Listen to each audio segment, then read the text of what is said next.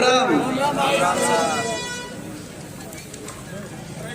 क्यों कर बैठे हो ढीले ढीले ढीले ढीले, काम नहीं चलेगा। राम राम।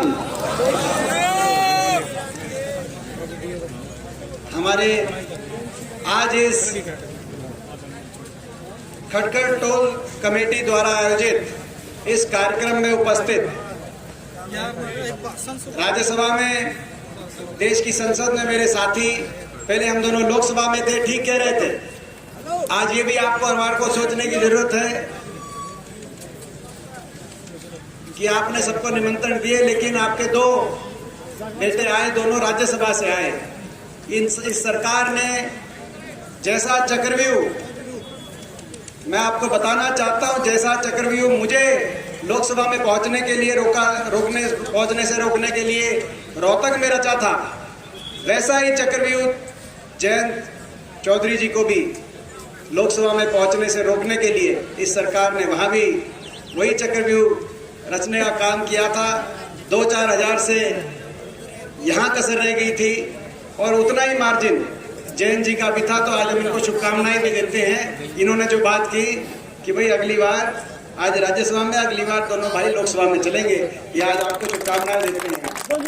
हमारे भाई जैन जी जो हमेशा किसान की आवाज उठाते हैं, हमारे पूर्व केंद्रीय मंत्री जयप्रकाश जी, चंद्रशेखर रावण जी अभी भी गए, हमारे विधायक जींद से सुभाष देशवाल जी, हमारे विधायक बड़ौदा से जिनको बोलना था लेकिन समय के भाग्य से वो बोल नहीं पा रहे, तो उनकी भी हाजिरी लगाना, खड़े होकर एक बार बालू हाजिरी लगवाई हो अपनी।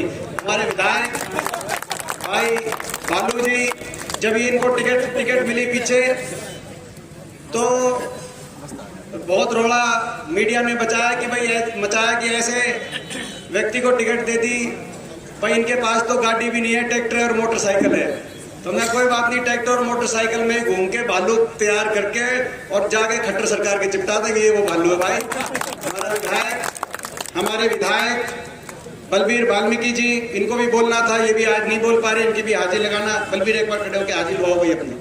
हमारे बहुत ही जो हमारे किसान आंदोलन के हरियाणा की एक आवाज, जिन्होंने बहुत किसान आंदोलन को नेतृत्व देने का काम किया, हमारे गुरनाम सिंह चढ़ूनी जी, हमारे पूर्व विधायक परमिंदर ढुल जी, पूर्व विधायक नरेश सेलवाल जी, हमारे आज एक और हमारे भाई जिनको बोलना था, लेकिन ये भी समय के अभाव की वजह से इनकी भी जो है स्पीच नहीं हो पाई। खास तौर से राजस्थान में चल के आए हैं, राजस्थान से चल के आए हैं।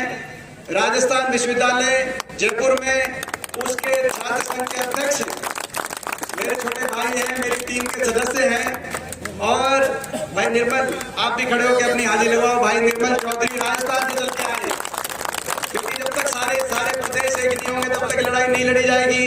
और मैं बधाई देना चाहता हूँ, मैं अपने भाई को बधाई देना चाहता हूँ कि राजस्थान में जो पूरी शेखावटी का इलाका है, हरियाणा के बॉर्डर से लेकर और जयपुर तक लगभग 70-72 सीट आती है। इन सीटों में बीजेपी को सांस नहीं आने दी।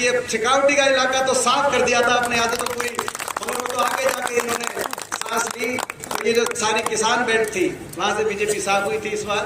तो हमारे भाई निर्मल जी, आप बोल नहीं पा रहे, लेकिन आपकी हाजिरी और आपका बहुत बहुत हम स्वागत करते हैं।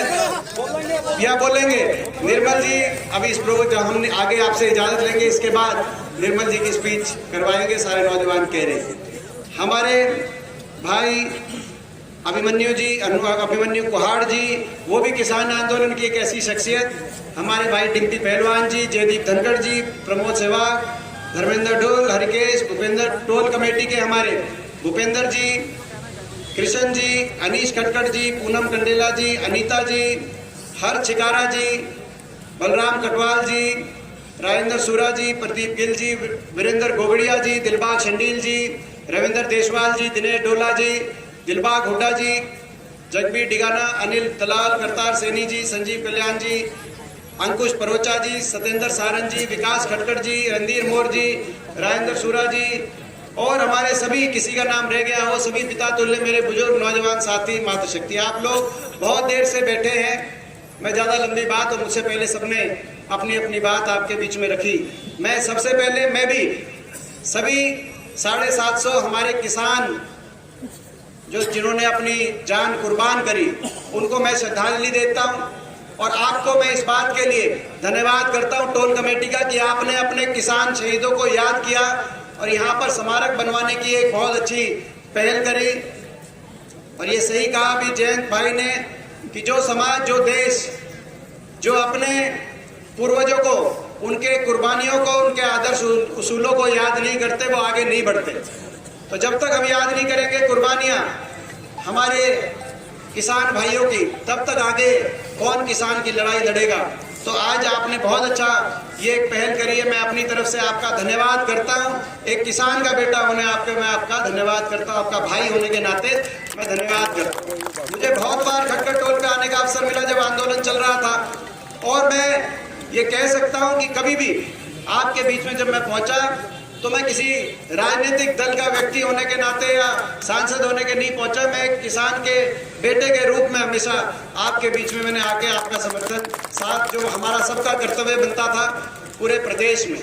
मगर आज मैं एक बात राजनीति से ऊपर उठ के कहना चाहता हूं। आज जो आपको और हमको इस आंदोलन से सबक लेने की है, सीखने की, एक आंदोलन चला। ये सही बात है कि किसान आंदोलन देश के इतिहास में 13 महीने इतना लंबा आंदोलन, लाखों की संख्या में किसान दिल्ली के चारों तरफ बैठे हुए, 750 किसानों की जान चली गई, हर रोज एक शव वापिस आता था, हर रोज कहीं चिता जलती थी किसी की। ऐसा आंदोलन देश के इतिहास में कहीं कभी नहीं हुआ इन 75 साल में। जो ये बोलते हैं 75 साल में, 75 साल में ऐसा आंदोलन भी देश के किसान को नहीं करना पड़ा। लेकिन 75 साल में ऐसा अहंकार भी देश की किसी सरकार को नहीं हुआ। मैं बताना चाहता हूं उस आंदोलन के बीच में जब वो आंदोलन चल रहा था, मैं इसीलिए आपने कहा था वो कि बीच में इस पंचायत में, क्योंकि आपके बीच में नहीं बोलूं और मैं कहां बोलूं।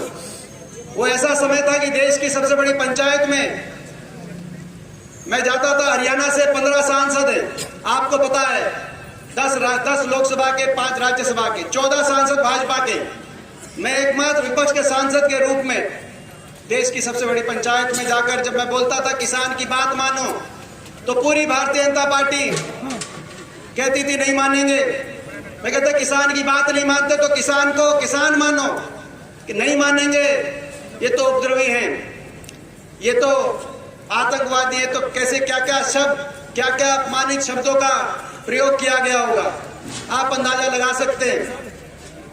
मेरे को सौभाग्य प्राप्त है आपके आशीर्वाद से, मैं पिछले 20 साल से संसद का सदस्य हूं। शायद मेरी उम्र में इतना सौभाग्य देश में किसी को नहीं मिला, मैं अपने आप को सौभाग्यशाली मानता हूं। लेकिन मेरा दुर्भाग्य भी कि मैं ऐसे समय मैंने वो नजारे देखे देश की पंचायत के, उससे 5 किलोमीटर दूर हमारे काका ताऊ बैठा, टिकरी बॉर्डर पे, सिंगू बॉर्डर पे हमारे काका ताऊ, हमारी महिलाएं वहां पर लाखों की संख्या में बैठी होती थी। हम धरने पे जाते थे, कभी खटखट टोल आते थे, कभी किसी और टोल जाते थे, कभी किसी जहां कि कोई किसान शहीद हो गया उसके घर जाके उसके आंसू पोंछते थे, और अगले दिन पहुंच जाते थे देश की संसद में कि कम से कम इनकी सुनवाई करो। अगर आप इनकी बात नहीं मानते, इनको किसान नहीं मानते, इंसान तो मानो, कम से कम सहानुभूति के 2 शब्द इनके लिए आप कह दो, संवेदना प्रकट कर दो। किसी धरने पे किसी की अगर तबीयत खराब हो जाए तो प्रशासन में हड़कंप आ जाता है। लेकिन ये कौन लोग हैं जिनको आपने देश का हिस्सा नहीं मान रखा? इनके 750 शव उठ गए धरनों से, लेकिन सहानुभूति का कोई 2 शब्द भाजपा के किसी सांसद मंत्री ने एक कोई शब्द नहीं कहा ये देशद्रोही हैं। और तभी उनकी आंख में आंख डाल के मैंने वहां संसद में कहा था प्रधानमंत्री जी की, गृह मंत्री जी की, कि जिनको आप देशद्रोही बता रहे हो ये वही लोग हैं जिनका एक बेटा ट्रैक्टर का एक हाथ में स्टीयरिंग पकड़ के देश को खाद्य सुरक्षा देता है, तो दूसरा बेटा स्टेन बंद पकड़कर चीन और पाकिस्तान की बॉर्डर पे देश को सुरक्षा देने का काम करता है। देशभक्त कौन है? आप इनका ये तिरस्कार मत करो। ऐसा अहंकार, ऐसा समय देखा मैंने वहां।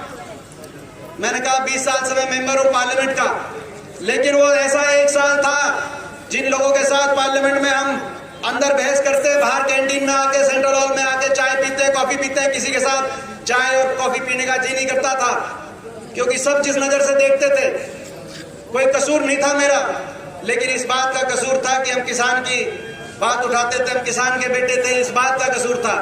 बाहर आके किसी के साथ चाय कॉफी पीने का जी नहीं करता था, पानी पीने का भी उस पार्लियामेंट में जी नहीं करता था, सीधा धरनों पे आते थे या किसी ऐसे परिवार में जिसका कोई चला गया। मैं एक बात कहना चाहता हूँ राजनीति से ऊपर, क्योंकि राजनीतिक मंच नहीं है, कम से कम वैसे तो 3 प्रदेशों पे ज्यादा चोट पड़ी, क्योंकि एमएसपी 3 प्रदेशों में ज्यादा, हरियाणा, पंजाब और थोड़ा बहुत पश्चिमी उत्तर प्रदेश, लेकिन सबसे ज्यादा चोट पंजाब और हरियाणा के किसान पे पड़ी।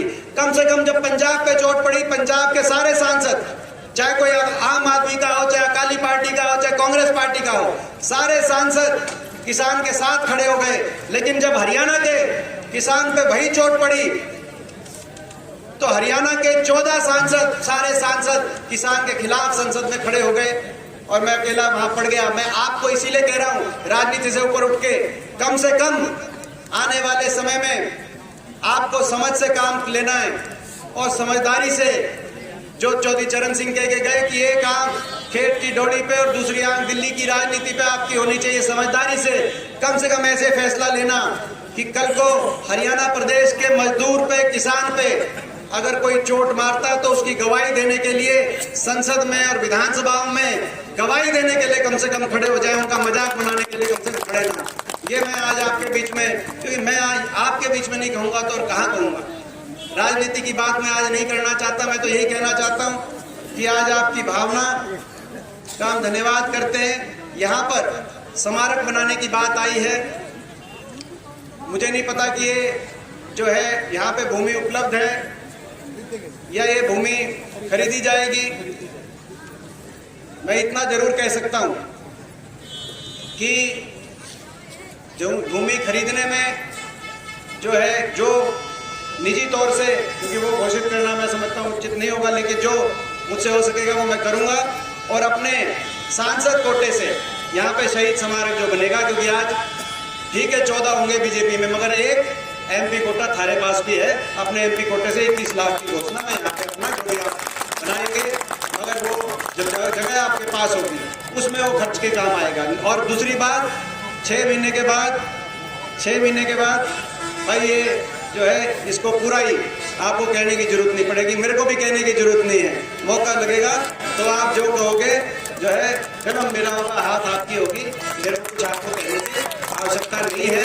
मैं ये भी कहना चाहता हूँ, आखिरी बात, ये जो 750 परिवार थे, इसमें जो हरियाणा के परिवार थे, हुड्डा साहब ने फैसला लिया कि कांग्रेस विधायक दल सारे एमएलए इकट्ठे करेंगे। सुभाष गांगुली जी का प्रस्ताव था, जो विधायक यहाँ बैठे, 2-2 लाख अपनी जेब से देने का काम करेंगे और 2-2 हर परिवार को 2-2 लाख पहुंचाने का काम करेंगे। अभी जो जोगेंद्र नैन भाई ने बताई कि भाई 83 परिवारों को 2-2 लाख अपने खुद की जेब से।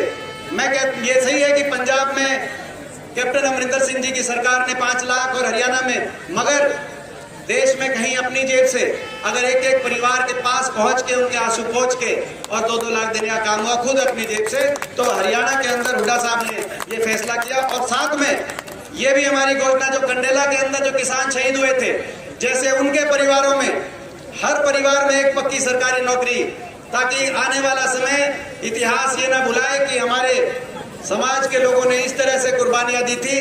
अगर हमें अवसर मिलेगा तो कंडेला के शहीदों की तर्ज पे जो हरियाणा के सारे शहीद हैं, उन शहीद परिवारों में भी पक्की नौकरी, सरकारी नौकरी देने का काम करेंगे हरियाणा के अंदर। इन्हीं शब्दों के साथ मैं एक बार फिर पूरी टोल कमेटी को, आप सबको आज की इस कार्यक्रम पे अपना धन्यवाद देते हुए जय नारा एक दूंगा, सारे 7 नारे में शामिल होंगे।